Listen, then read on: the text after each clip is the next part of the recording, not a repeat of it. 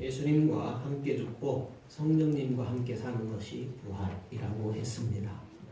예수 그리스도와 함께 죽고 성령님과 함께 살아나서 살아가는 것, 그것을 부활이라고 했습니다.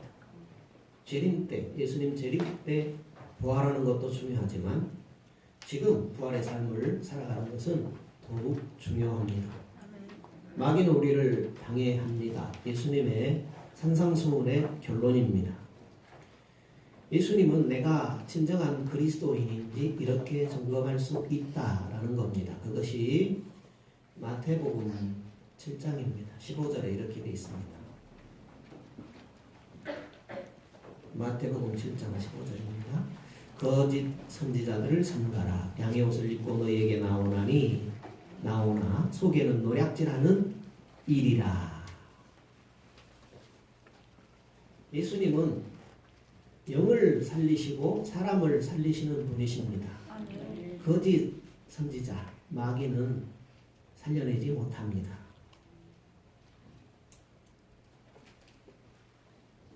사람이 살아난다라는 겁니다. 예수님은 살리시는 분이십니다. 마귀는 그 반대지요.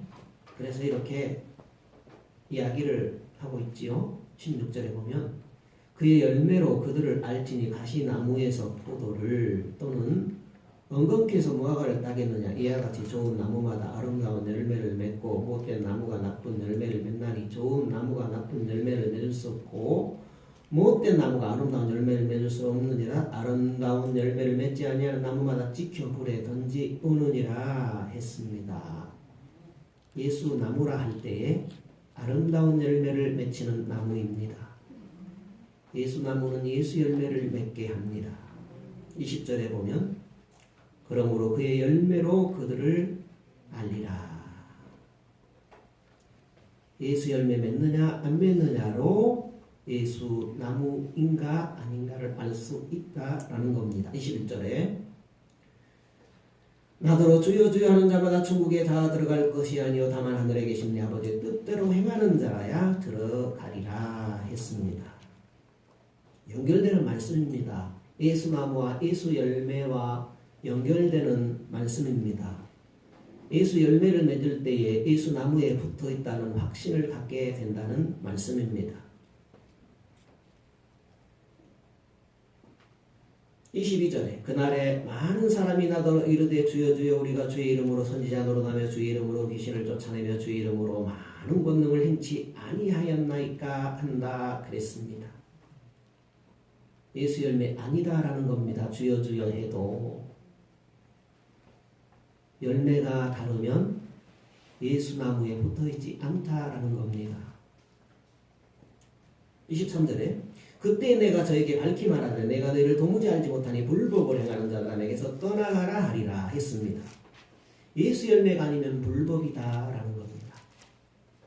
24절입니다. 그러므로 누구든지 나의 이 말을 듣고 행하는 자는 그 집을 반석 위에 지은 지혜로운 사람 같다 하고 말씀하고 있습니다. 예수 열매. 예수 열매는 아버지의 뜻대로 행할 때 맺는 것이고 그것은 회복을 의미합니다. 그것을 예수님께서는 포도나무와 가지 이야기로 요한복음 15장에서 다시 이야기합니다. 요한복음 15장 4절에 보면 내 안에 거하라 나도 너희 안에 거하리라. 가지가 포도나무에 붙어있지 아니하면 절로 가시를 맺을 수 없음 같이 너희도 내 안에 있지 아니하면 그러하리라. 나는 포도나무여 너희는 가지니 저가 내 안에 내가 저 안에 있으면 이 사람은 과실을 많이 맺나니 나를 떠나서는 너희가 아무것도 할 수 없느니라 그랬습니다. 우리는 살아계신 하나님을 잘 알고 잘 믿고 싶습니다. 그 비결을 말씀합니다. 6절입니다. 사람이 내 안에 거하지 아니하면 가지처럼 밖에 버리워 말라지나니 사람들이 이것을 모아다가 불에 던져 사려느니라. 너희가 내 안에 거하고 내 말이 너희 안에 거하면 무엇이든지 원하는 대로 거하라. 그리하면 이루리라 했습니다. 예수 안에 거하라. 예수 안에 머물라. 그렇지 않으면 아무것도 할 수 없다. 하나님 안에서 하나님께서 원하시는 일을 도저히 할 수 없다. 예수 열매 없다. 하나님 일할 수 없다. 세상 일은 예수님 밖에서도 사람 눈에 잘 보일 수 있습니다. 하나님 일은 그리스도께 붙어 있어야 합니다. 아멘. 그리스도께 머물러야 하나님이 원하시는 많은 열매, 예수 열매 맺을 수 있습니다. 그래서 예수님께서 말씀하셨습니다. 너희가 나를 떠나서는 아무것도 할 수 없다 했습니다. 하나님을 모르면 예수 열매 없습니다. 하나님을 배우지 않으면 사람 열매만 맺게 됩니다. 성경에 우리 그리스도인들이 후회 없이 살고 후회 없이 믿는 것이 무엇인가 말씀합니다. 명문가란 부모님의 신앙, 부모님의 하나님이 자녀에게 그대로 전수되는 것을 말한다. 지난번에 잠시 나눴던 말씀입니다. 예수님은 자녀와 배우자를 위해서 힘써 기도하라고 하십니다. 얼마나 기도해야 할까요? 사람들은 일이 바쁘다고, 봉사한다고, 육신의 즐거움, 사람들과의 사귐, 이런 이유로 자녀를 위한 충분한 기도 시간을 갖지 못합니다. 명문 가정을 이루려면 자녀 위하여 힘써 기도하라고 합니다. 자녀 위하여 기도하는 것이 부모의 사명입니다. 자녀들이 자란 다음에 기도는 쉽지 않을 것입니다. 휘어진 나무는 잘 세워지지 않습니다. 그래도 기도란 늦지 않는 것입니다. 실망하지 않고 믿음을 저버리지 않고 기도하게 되면 하나님은 언제라도 역사하시는 분이십니다. 되도록 어릴 때에 자녀를 위하여 기도하는 것이 매우 중요합니다. 예수님께서 십자가에 달리실 때에 마지막으로 하나님께 기도드리며 부탁하신 말씀이 있습니다. 하나님 아버지에게는 내 영혼을 받으시옵소서. 사람에게는 예루살렘의 딸들아 나를 위하여 울지 말고 너희와 너희 자녀를 위하여 울라고 말씀하셨습니다. 나 위에 울지 마라. 나 위에 울 것 없다. 나는 다 이루었다. 나는 하늘의 하나님이다. 만왕의 왕이다. 만주의 주다. 나는 세상의 모든 권세를 다 가졌다. 나의 울 것이 무엇이 있느냐? 너희를 위하여 울라. 너희의 자녀들을 위하여 울라. 이렇게 말씀하셨습니다. 예수님의 마지막 부탁은 우리 자신과 우리의 자녀들을 위한 말씀이었습니다. 온전히 회개하며 믿고 특별히 너희의 자녀를 위해서 울라 하고 말씀하셨습니다. 왜 이런 말씀을 하셨을까요? 그것이 명문 가정이 세워지는 과정입니다. 이삭은 리브가라는 아내를 얻어서 명문 가정으로 완성이 되어집니다. 리브가라는 아내를 얻지 못했다면 명문 가정으로 세워지기 힘들었을 겁니다. 이 세상에 똑똑하고 잘난 남자 많이 있습니다. 그렇지만 명문 가정을 이루기는 쉽지 않습니다. 대부분 아내의 문제입니다. 아내가 문제가 있어서가 아닙니다. 대부분 아내 때문에 명문 가정을 이루지 못하는 겁니다. 이삭은 지혜롭고 현명한 아내로 말미암아 명문 가정을 세워나가게 됩니다. 리브가는 어떤 사람입니까? 영적 여자, 영적 아내, 지혜로운 사람입니다. 리브가는 하나님의 비밀을 알고 있었습니다. 태중에 야곱을 택하심을 알았습니다. 창세기 25장에 큰 자가 작은 자를 섬기리라 여호와께서 말씀해 주셨습니다. 그런데 우리 본문에 보니까 이삭은 에서에게 축복하려고 합니다. 에서는 장남이면서 당시 이방 여인을 아내로 받아들였고 부모의 마음을 괴롭힌 사람입니다. 들나귀처럼 밖으로 나돈 사람입니다. 교회 생활을 하지 않았습니다. 반면에 야곱은 장막에 거했다 그랬습니다. 장막이란 교회를 의미합니다. 야곱은 늘 성전에 거하며 하나님을 사모하고 하나님 중심의 삶을 살았습니다. 에서는 활동적이고 돈도 잘 벌고 때로는 짐승을 잡아서 아버지를 잘 대접하는 효자였습니다. 에서는 세상적으로 말하면 아버지를 기쁘게 할 줄 알았습니다. 그렇지만 그것은 하나님이 원하시는 모습은 아니었습니다. 에서는 물질적인 사람이었지만 하나님이 원하시는 삶을 살지 않았습니다. 그런데 알면서도, 이 사실을 알면서도 이삭은 에서에 축복하려고 합니다. 리브가라는 아내가 지혜롭게 있습니다. 당신 미쳤어? 하나님께 심판받아. 하나님 뜻 알잖아. 에서에게 축복하면 어떡해? 하나님이 야곱을 택한 거잖아. 이렇게 하지 않았습니다. 태몽을 꾸었잖아. 하나님이 정하신 것 당신도 알잖아. 그럴 법한데 리브가는 그렇게 하지 않았습니다. 야곱에게도 지혜롭게 하고 그의 남편 이삭에게도 지혜롭게 했습니다. 하나님의 섭리가 틀어지지 않도록 지혜롭게 했습니다. 리브가는 현명하고 하나님 앞에 성령 충만한 것을 볼 수 있습니다. 만약에 리브가가 없었다면 하나님의 계약은 파기되었을 겁니다. 하나님의 약속은 이삭에게서 그치고 말았을 겁니다. 명문가가 야곱 때 이루어지기 힘들었을 겁니다. 리브가 때문에 이 가정이 명문가로 세워지게 됩니다. 그래서 하나님은 야곱을 통해서 이스라엘이라는 이름을 주십니다. 이스라엘에서는 이스라엘의 어머니가 누구냐 할 때 리브가라고 합니다. 물론 그 다음에 나헬이라고도 하지요.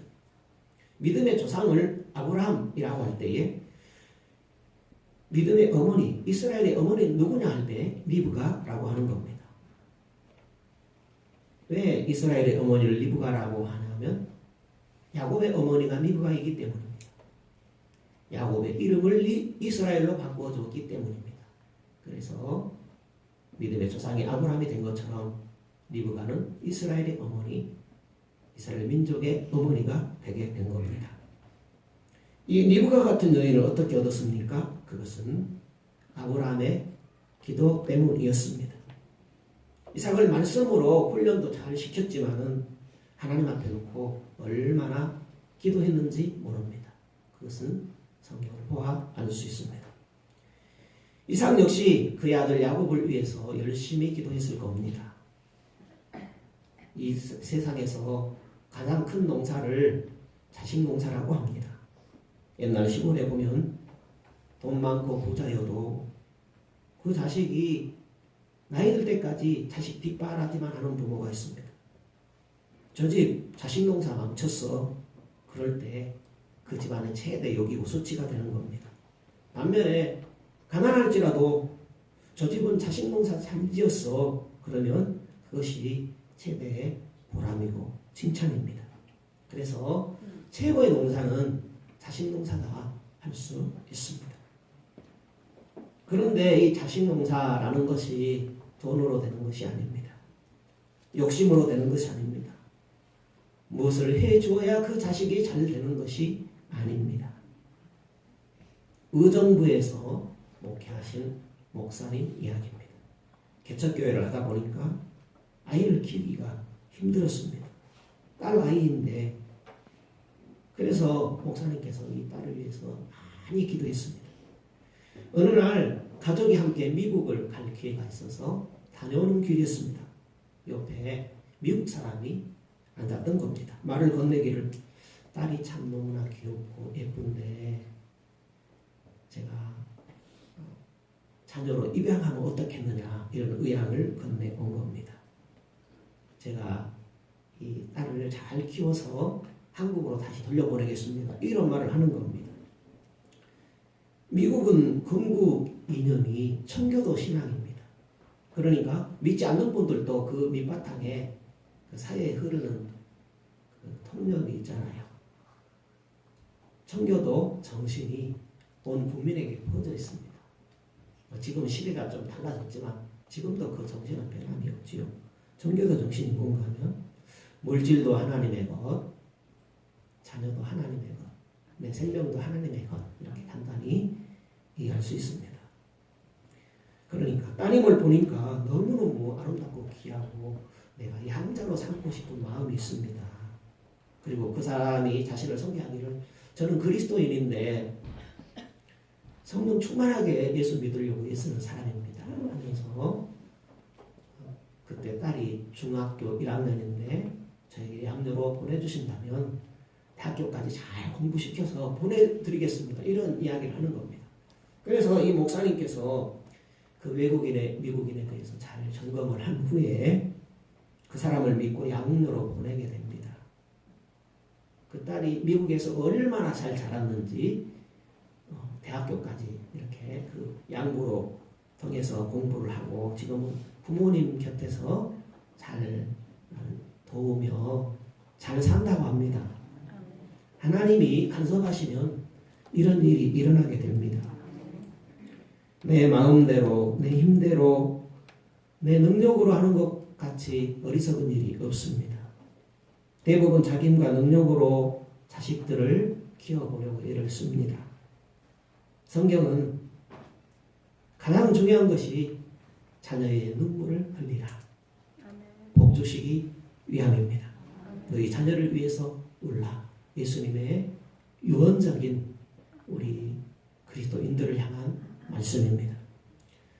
아브라함이 그 아들 이삭을 위해서 얼마나 기도했는지 모릅니다. 블레셋 왕이 이삭을 보니까 하나님이 함께하는 사람이다. 이렇게 할 정도로 하나님이 함께해 주셨습니다. 이삭은 순한 사람입니다. 하라면 하고 말하면 하지 못하는 순종밖에 모르는 약하고 순한 사람입니다. 야성이 있거나 싸움을 하거나 그런 사람이 아닙니다. 아버지 품에서 곱게 자란 순한 아들로 성경에 묘사가 되고 있습니다. 그럼에도 이삭에서 풍기는 그 인상은 저 블레셋 왕이 볼 때에 하나님이 함께하는 사람이다 이렇게 여길 정도로 그 풍기는 것이 대단했습니다. 아브라함이 얼마나 기도했으면 그랬을까. 아브라함이 선지자라는 칭호를 하나님께로부터 받았습니다. 그럼에도 불구하고 끊임없이 그 아들을 위해서 얼마나 기도했으면 하나님이 그분의 영감으로 이 아들 가운데 채워주셨을까 생각하게 됩니다. 또 얼마나 기도했으면 이 아들이 하나님께 제물로 너를 드려야 되겠다. 그래도 가만히 있는 겁니다. 이삭은 순종의 표본입니다. 아브라함이 기도함으로 아담의 영이 물러갔습니다. 사람의 생각이 떠나가 보였습니다. 그래서 순종의 이삭이 되어진 것입니다. 아이들이 5살만 되어도 엄마에게 뭐 좀 사달라고 해서 사주지 않으면 뒤집어져 버립니다. 왜 그렇습니까? 아담의 영 때문입니다. 사람의 생각은 아버지 말에 순종하지 않습니다. 내 생각, 내 방법대로 하려고 합니다. 그러다가 부모가 나이가 들게 되면 무시하고 똑똑하고 잘난 척하고 오히려 부모를 가르치려고 드는 것입니다. 아담의 영이 떠나면 이삭처럼 순종적이게 됩니다. 마지막까지 아버지 뜻이라면 순종적이 되는 것입니다. 믿음으로 살아갑니다.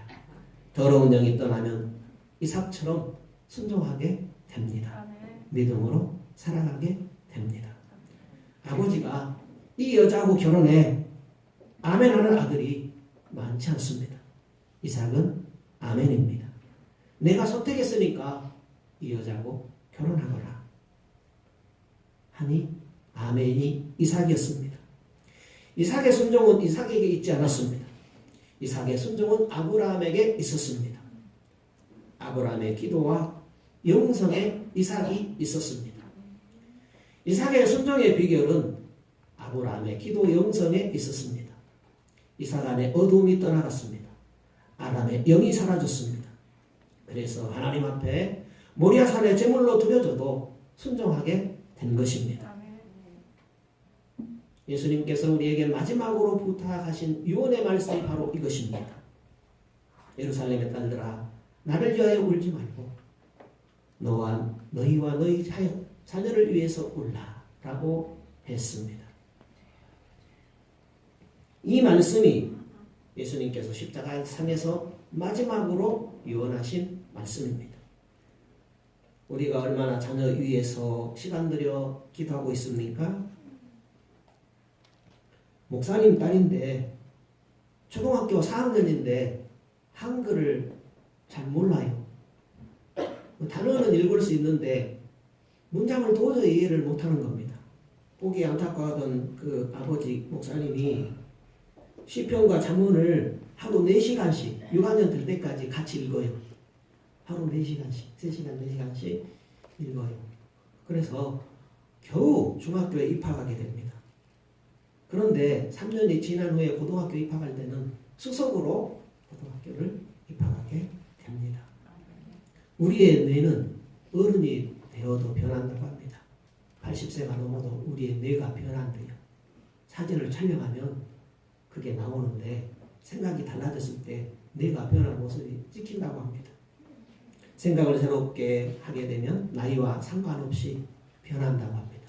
뇌가 변함으로 다른 어떤 우리 인체에도 영향을 미치게 된다고 합니다. 이 딸이 나중에 이대 대학원을 나오게 됩니다. 카이스트 박사, 공학 박사를 만나게 되고 그 남편이 그 딸을 얼마나 위해주게 되는지 모른다고 합니다. 그냥 되어진 것이 아니고 이것은 사람의 방법이 아닙니다. 잠언 4장 23절에 무릇 지킬 만한 것보다 더욱 내 마음을 지키라. 사람의 생명의 근원이 위에서 남이라. 생각을 새롭게 합시다. 하나님 말씀을 귀담아 듣고 생각을 새롭게 나갑시다. 생명을 얻고 풍성해지는 역사가 있게 되는 것입니다. 기도하면 하나님의 역사가 일어납니다. 자녀에게 있는 세상의 영이, 불순종의 영이, 아담의 영이 떠나가게 됩니다. 기도는 자녀들이 하나님 앞에서 복되고 거룩하고 행복하게 살아가게 합니다. 아브라함처럼 자녀를 위하여 자녀의 반려자를 위해서 열심히 기도합시다. 자녀를 두신 분이 많지 않지요. 자녀에게서 세속적인 영이 떠나가면 됩니다. 하나님이 원하시는 반려자를 보내주십니다. 하나님께서 그를 통하여 명문가정을 이루게 하십니다. 하나님이 함께 하시면 됩니다. 하나님이 함께 하시면 똑똑한 여부와 상관없이 이루십니다. 하나님은 살아계신 분이십니다. 중국 대사로 지내던 장로님이십니다. 그분의 아들도 똑똑해서 미국에서 박사 학위를 받고 유엔에서 근무하는 세원입니다. 어느 날 이 아들이 배우자 삼고 싶다며 자매를 데리고 아버지 앞에 왔는데 이 장로의 마음에 들지 않는 거예요. 가정 형편도 그렇고 배운 것도 상당히 차이가 나고 자기 아들과 맞지 않다고 생각이 되었습니다. 그럼에도 아들이 혼인하고 싶다고 데려온 자매라 이 장로님이 하나님께 기도를 했습니다. 그랬더니 이 자매가 네 며느리니라 하나님께서 마음을 주는 겁니다.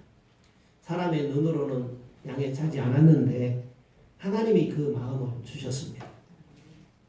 어느 날 장로님이 며느리에게 묻습니다. 너 소원이 무엇이냐? 성령 세례 받고 싶습니다. 그래? 내일 다락방에서 나와 함께 기도하자. 성령 세례 받도록 하나님께 한번 기도하자. 그랬습니다. 이 장로님은 중국 대사로 있을 때에 오전 내내 기도하신 분이었습니다. 오전 내내 기도로 일과를 마친 다음에 오후부터 업무를 시작하는 분으로서 유명하신 분이셨습니다.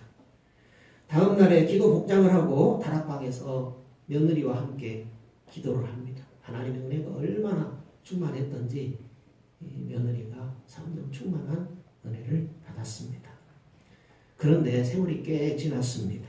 지금은 그 며느리가 그 가정을 지킨다라고 합니다. 성령이 충만한 그 며느리가 그 집안을 지킨다는 겁니다. 무슨 이야기입니까? 그 며느리가 아니었으면 어쩔 뻔했습니까? 그죠? 사람 일은 모르잖아요. 어떻게 전개가 될지 모르잖아요. 사람의 눈으로 보는 것과 하나님의 눈으로 보는 것은 굉장한 차이가 납니다. 사람이 보내주는 것과 하나님이 보내주시는 것은 엄청난 차이가 있는 것입니다. 우리가 마음대로 생각하고 평가하고 실수합니다. 그것은 당연합니다. 왜 그렇습니까? 사람의 눈은 영적으로 어두워져 있기 때문입니다. 창세기 27장에 이삭의 눈이 어두워졌습니다. 그런데 문제는 영적인 눈이 감겨버린 겁니다. 하나님과 방향이 달라진 겁니다. 그래서 동생인 야곱에게 안수해야 되는데 에서에게 축복하려 한 겁니다. 영의 눈이 어두워지게 되면 방향이 달라지게 됩니다. 하나님과 다른 방향이 되는 것입니다. 아브라함이 종에게 부탁했습니다. 믿음 있고 순종적인 여인을 택하라. 이방 여인은 안 된다. 마음이 넉넉한 여인, 그렇게 복잡하게 요구하지 않았습니다. 마음이 넉넉하고 순종적인지 확인하고 내 며느리 택해라. 이렇게 종을 보낸 겁니다. 종이 테스트했습니다. 사실 많은 여인이 아브라함의 종이 있는 우물 곁을 왔다 갔을 겁니다. 성경에는 필요한 사람, 리브가 이야기만 기록한 겁니다. 리브가가 적합했지요. 많은 여인들도 아른거렸을 겁니다.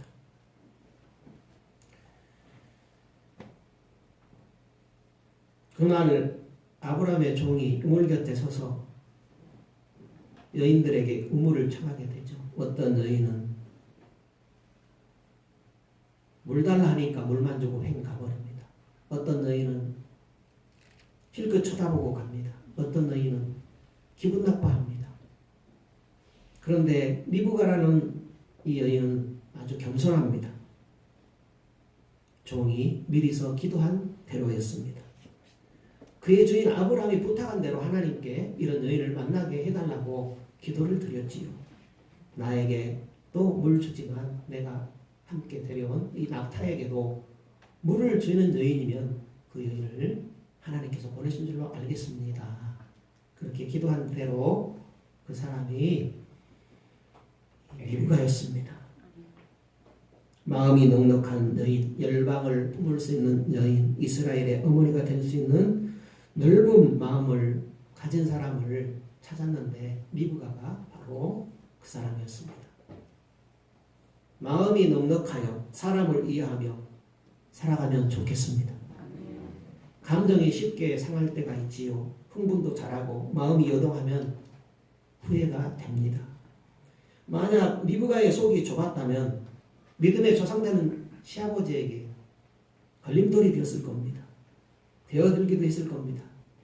사소한 일에도 이유를 달고 그건 아닌 것 같습니다. 사사건건 다투기도 하고 자기 생각으로 되들게 되면 아브라함이 골치 아팠을 겁니다. 곁에서 지켜보는 이삭도 마음이 황폐해지고 무너지곤 했을 겁니다. 아브라함의 종 엘리에셀이 리브가의 집에 가니까 손님을 아주 극진하게 대접합니다. 왜냐하면 많은 선물을 가져왔거든요. 은금 패물과 보물을 내놓으면서 이 딸을 우리 주인이 며느리 삼고 싶어합니다 하며 내놓은 겁니다. 그러면서 하는 말이 나의 주인이 당장 데려오기를 원하는 것 같습니다 하고 말을 건네게 됩니다.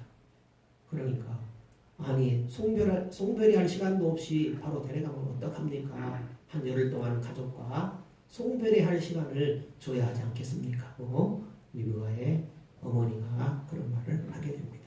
그때 리브가가 나서서 하는 말이 저 내일 당장 떠나도록 하겠습니다. 이렇게 대답을 합니다. 아브라함은 순종적인 사람이 보고 싶었습니다. 그 여인이 순종적인지 알고 싶었습니다. 이유를 대고 조건을 내세운다면 순종적이 아닐 겁니다. 리브가라는 사람이 내일 당장 떠나야 한다 하니 즉시 순종하는 사람, 아브라함이 원했던 여인이었습니다. 리브가는 이삭의 아내가 되어서 가문을 세우게 됩니다. 리브가는 그의 아들 야곱을 잘 양육시키게 됩니다. 야곱에게 리브가의 신앙이 흘렀습니다. 리브가의 영성이 야곱에게 흘러갔습니다.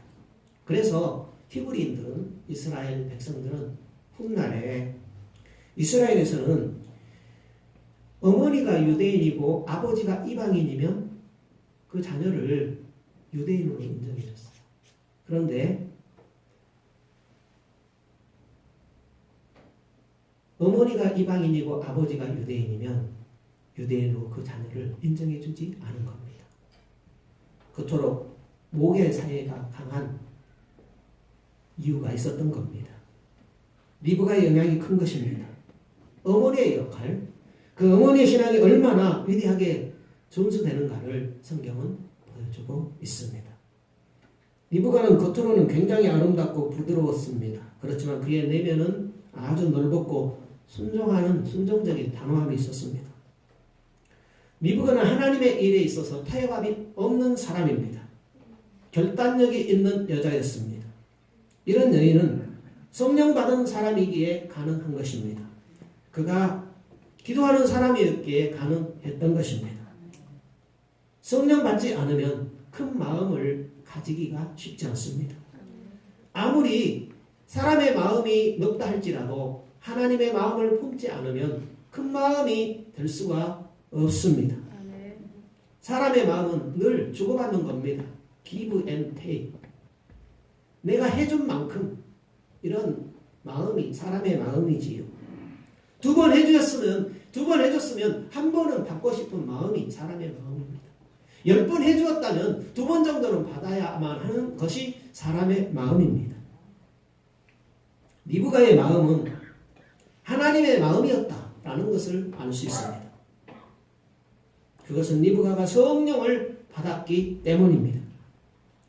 리브가는 성령을 받고 기도하는 사람이었습니다. 그리스도인은 명문가를 세우고 싶습니다. 그리스도인은 잘 믿고 싶습니다. 자녀를 위해서 눈물이 필요합니다. 자녀를 위해서 하나님의 도우심이 필요합니다.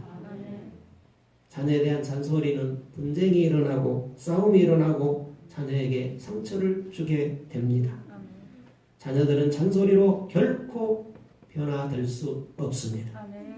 우리가 하나님께 기도할 때에 하나님께서 성령으로 변화시키십니다. 꿈과 환상과 내 말을 통하여서 간접적으로 사람을 만나게 하십니다. 천사를 동원해서라도 하나님은 그분의 일을 하시는 분이십니다. 우리가 자녀 위하여 시간 내어서 하나님께 많이 기도합시다. 그냥 기도가 아니라 눈물로 많이 기도하라고 했습니다. 예수님께서 우리에게 부탁하신 말씀입니다. 너희 자녀를 너희 제자로 삼아라.